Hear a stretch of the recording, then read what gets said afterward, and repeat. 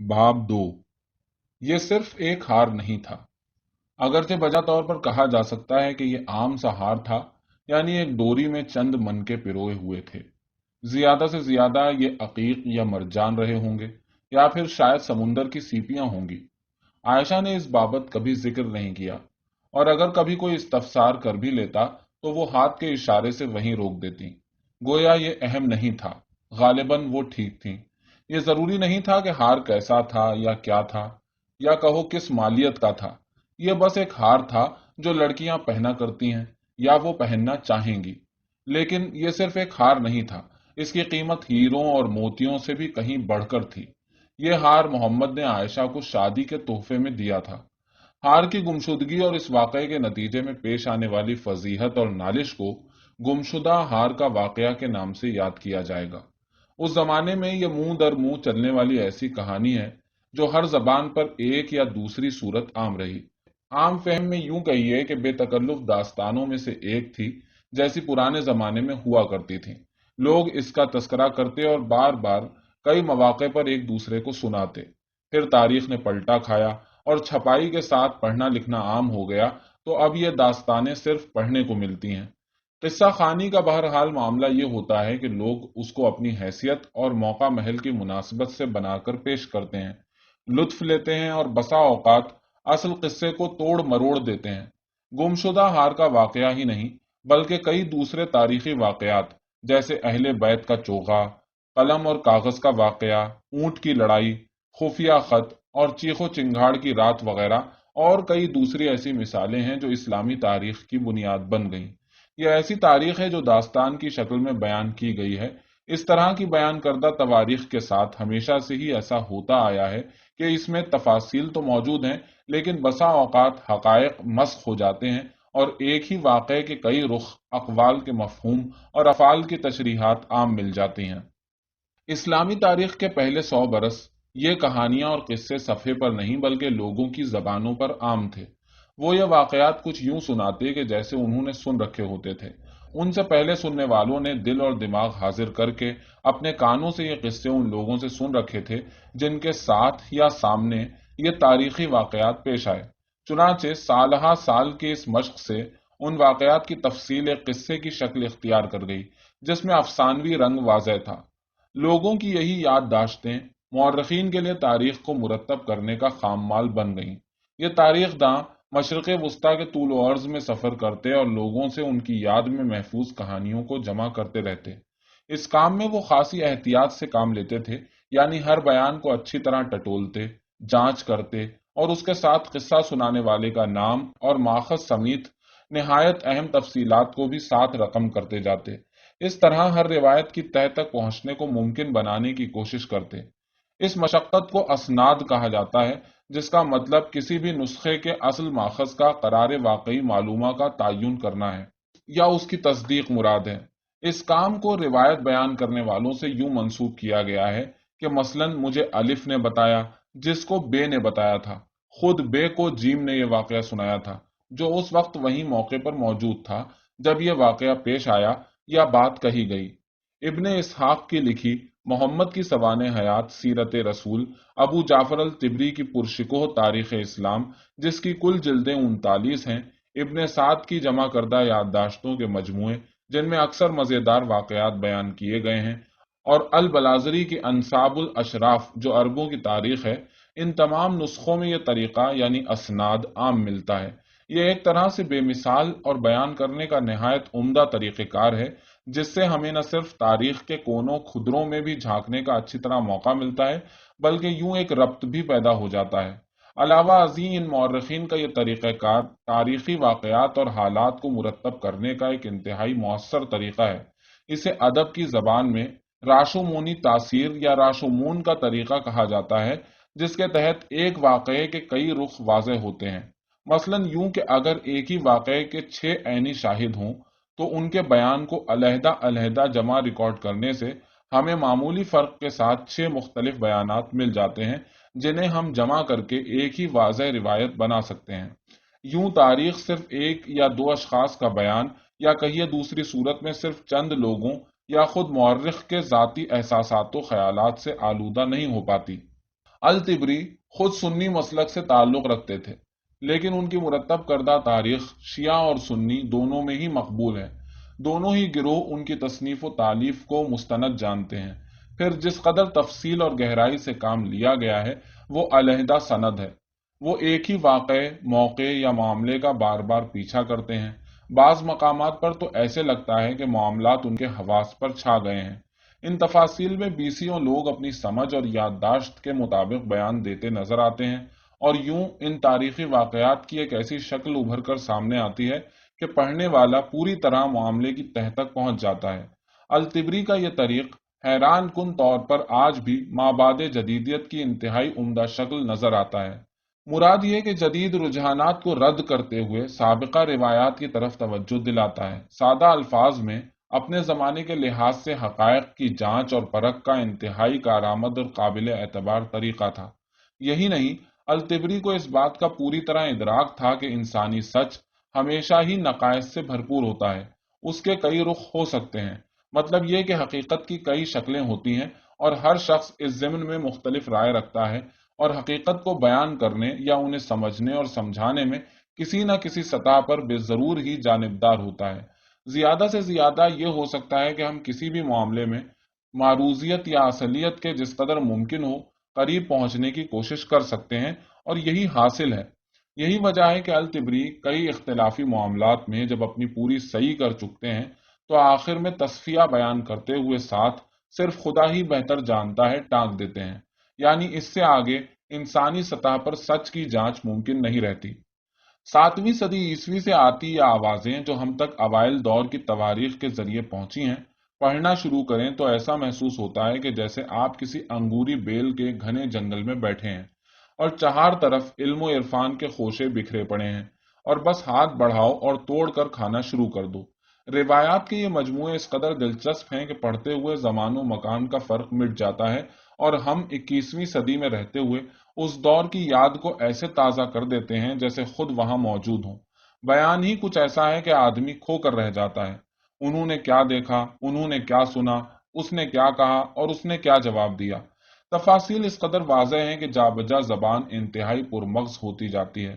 یہ تاریخ دانی کا اس قدر عمدہ نمونہ ہے کہ مروجہ اصولوں کے مطابق روایتی مورخین سے اس طرح کے کام کی عام طور پر توقع نہیں ہوتی۔ ان تواریخ میں زبان و بیان کے ساتھ سچائی کی چاشنی ہے۔ حقیقی لوگوں کے احوال ہیں جنہوں نے نہایت پرفتن دور میں زندگیاں بتائی ہیں۔ پھر تہذیب اور تمدن کا بھی پوری طرح دھیان رکھا گیا ہے، اور یوں ہمیں ایسی واضح تاریخ مل جاتی ہے جس میں اس زمانے میں استعمال ہونے والی ہر طرح کی زبان، چاہے وہ کوسنے اور پھٹکار ہوں یا دعا اور خوش بیانی ہو، انتہائی بے تکلف انداز میں پڑھنے کو مل جاتی ہے۔ انہی وجوہات کی بنیاد پر یہ تواریخ ہر شخص، چاہے مسلم ہو یا غیر مسلم، شیعہ یا سنی، سب کے لیے قابل قبول تو ہیں، لیکن ساتھ یہ بھی ہے کہ اسلامی تاریخ کے اہم واقعات میں یہی کوسنے اور خوش بیانی حالات و واقعات کی روح کو بیان کرتے ہیں۔ ہار مدینے سے باہر ایک دن کی مسافت کے فاصلے پر گم ہوا۔ ماجرا یہ تھا کہ یہ محمد کی عرب قبائل کو ایک ہی جھنڈے تلے یکجا کرنے کی زور و شور سے جاری تحریک کی ایک مہم سے واپسی کا سفر تھا۔ اس طرح کی کئی مہمات ہوئیں جو دنوں اور ہفتوں اور اکثر مہینوں تک جاری رہتی۔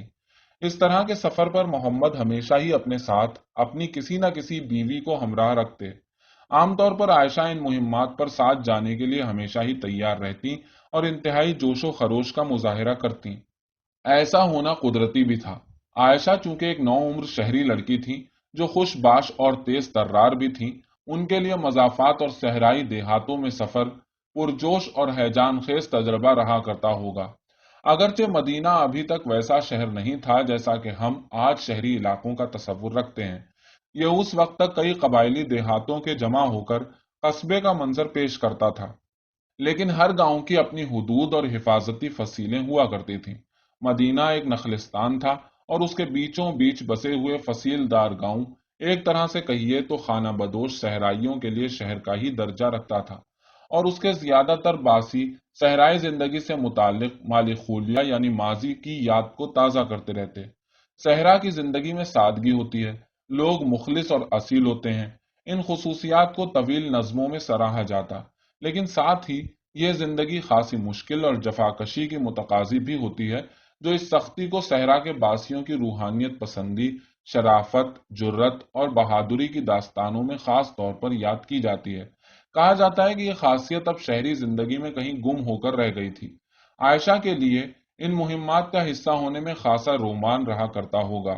مدینے کے سرسبز نخلستان سے نکل کر خشک اور بیابان پہاڑوں میں ناہموار راستوں پر گزر، یہ پہاڑ مدینہ اور وسطی اور شمالی عرب کے لق و دق صحرا کے بیچ حائل رہتے۔ انہیں حجاز کہا جاتا، جس کا عربی میں مطلب رکاوٹ کا ہے۔ ان پہاڑوں کے اس پار 700 میل طویل صحرا کے بارانی میدان تھے، جس کی دوسری حد پر دریائی علاقے تھے جسے عراق کہتے ہیں۔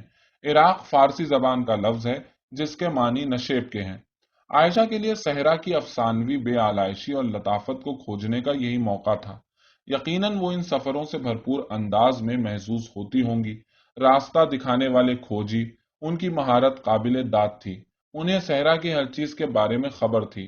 چشمے کہاں واقع ہیں، کتنی گہرائی میں پانی نکلے گا، کس چٹان کے پیچھے ٹھنڈا پانی ہے، کنویں کتنی دور ہیں، اور کسی بھی موسم میں صحرا کی ترائیاں کس جگہ ملیں گی جن میں بارش کا پانی ابھی بھی موجود ہو سکتا ہے۔ انہیں کسی قطب نما کی ضرورت تھی اور نہ ہی ان کے پاس نقشے ہوا کرتے تھے، لیکن پھر بھی وہ صحرا کے چپے چپے سے واقف تھے۔ زمین کا نقشہ اور طور ان کے ذہنوں پر نقش تھا۔ یہ کھوجی واقعی صحرا کے رازدان تھے۔ اونٹ پر لدی کاٹھی پر جمی پالکی میں بیٹھے بلندی سے کیا عمدہ منظر آنکھوں کے سامنے رہتے ہوں گے۔ جہاں تک نظر جاتی ہوگی وہ شمال کے میدانی علاقوں میں، جہاں گھاس بکثرت ہوا کرتی تھی، اونٹ اور گھوڑوں کے جتھے ہی جتھے دیکھتی ہوں گی۔ خیبر اور فدق کے نخلستان صحرا میں یوں لگتے ہوں گے جیسے خشک و بیابان وادیوں کے گھیرے میں سبز دمکتے ہوئے زمرد کے قیمتی پتھر ہوں۔ پھر یہاں کانوں سے سونا اور چاندی بھی نکلتا تھا، جو حجاز کی آمدن کا ایک بڑا ذریعہ ہوا کرتا تھا۔ بدو قبائل، جو فطرتاً خانہ بدوش اور سخت جان ہیں، جا بجا ان کی بستیاں ہوں گی۔ ان قبائل سے تعلق رکھنے والے اونچے قد کے انتہائی مضبوط اور نک چڑھے جنگجو، یہ سب مناظر کسی بھی شہری لڑکی کے لیے خاصے مسحور کن ہو سکتے ہیں۔ پھر قبائل کے ساتھ کئی گھنٹے طویل مذاکرات، جو محمد اور اسلام کو ماننے سے انکاری ہوتے۔ امید یہ ہوتی کہ بالآخر پرامن نتائج برآمد ہوں گے، مگر وہیں یہ دھڑکا بھی لگا رہتا کہ بات ابھی بگڑی یا تب بگڑی۔ بات بگڑ گئی تو پھر مذاکرات منقطع ہو جائیں گے اور یوں فیصلہ بات چیت سے نکل کر تلوار کے ہاتھوں میں رہ جائے گا۔ مردوں کی آوازیں اونچی ہوتی جاتی اور نتنے پھولنے لگتے، اور دیکھتے ہی دیکھتے فضا میں تلواروں کی ٹھن ٹھناہٹ، چیخ و پکار اور پھر خون کی بو پھیل جاتی۔ یہی مہمات تھیں جن کے دوران عائشہ کو لڑائی کے بیچ رہ کر جنگ و جدل اور خون ریزی کو آنکھوں کے سامنے برداشت کرنے کا تجربہ ملا۔ انہی مواقع پر عورتوں کے قدیم کردار یعنی جنگجوؤں کو چیخ چیخ کر آگے بڑھنے اور لڑنے مرنے پر آمادہ رکھنے کا طریقہ سیکھنے کا موقع ملا۔ 7ویں صدی عرب کی عورتوں کی مثال، جیسے آج کہا جاتا ہے، بنفشے کا پھول نہیں ہوا کرتی تھیں جو سہمی اور سمٹی ہوئی رہا کرتی ہوں۔ بالخصوص عائشہ تو ایسی ہرگز نہیں تھیں۔ وہ بے باک زبان کی تیز اور حاضر جواب تھیں۔ گھمسان کی جنگ میں میدان کے وسط میں جم کر کھڑے رہتے ہوئے دشمن کو برا بھلا کہنے کی ہمت ان میں تھی۔ اپنے جنگجوؤں کو سراہنا جانتی تھیں اور مردوں کے لڑ کر مر جانے کے فن سے بخوبی واقف تھیں۔ کئی سالوں بعد وہ یہی کام انتہائی مہارت سے سر انجام دیں گی جب ان کی سپہ سالاری میں لشکر علی کی فوجوں سے بھیڑ رہا ہوگا۔ ان کی فوج کے سپاہی قدموں میں کٹ کر مرتے جائیں گے، لیکن وہ پیچھے ہٹنے پر راضی نہ ہوں گی۔ وہ اچھی طرح جانتی تھیں کہ ان کی دشنام ترازی اور لعنت ملامت ہر لحاظ سے مخالفین کے حوصلے پست کرنے کے قابل تھی۔ وہ اس طرح ان کے چھکے چھڑا دیتی، انتہائی تیز اور بلند بانگ انداز میں، بلا کی خود اعتمادی کے ساتھ، بھیانک اور دہشت پیدا کرنے کے انداز میں تقریر کرتی۔ ان مواقع پر ان کی آواز انتہائی تیز، کانوں کو چیرتی ہوئی محسوس ہوتی، جو بلا شبہ عائشہ کی جواں مرد شخصیت کا خاصہ تھی۔ لیکن اب ان کی یہی زبان درازی اور فہم و فراست انہیں دھوکہ دے گی۔ ہوا یہ کہ کامیاب مہم کے بعد محمد نے واپسی کا ارادہ کیا۔ ابھی رات کی تاریکی تھی جب انہوں نے خیمے اکھاڑنے شروع کر دیے۔ سورج چڑھنے سے صحرا تپ جاتا اور مشکل ہوتی، اس لیے ارادہ یہ تھا کہ صبح کے خنک موسم میں جس قدر ممکن ہو سفر مکمل کر لیا جائے۔ ابھی منہ اندھیرا تھا۔ عائشہ قافلے کے خیموں سے نکل کر تقریباً 100 گز دور جھاڑیوں میں رفع حاجت کے لیے گئیں۔ آج بھی دنیا میں کئی جگہوں پر جنگل بیلوں میں لوگوں کا یہی طریقہ ہوتا ہے۔ خیر وہ واپس آ کر اپنے اونٹ کی پالکی میں بیٹھ گئیں۔ قافلہ روانگی کے لیے تیار تھا۔ وہ سنبھل کر بیٹھی ہی تھیں کہ انہیں محسوس ہوا کہ شاید کچھ کھو گیا ہے۔ انہوں نے ٹٹولا تو ان کی سانس اوپر کی اوپر اور نیچے کی نیچے رہ گئی، ایک دم جیسے کسی خاص چیز کے گم ہو جانے پر ہوتا ہے۔ وہ بوکھلا سی گئیں۔ ان کا ہار جو محمد نے انہیں شادی کے موقع پر تحفے میں دیا تھا غائب تھا۔ وہ فوراً ہی سمجھ گئیں کہ کیا ماجرا ہوا ہے۔ ہار کی ڈوری کسی جھاڑی میں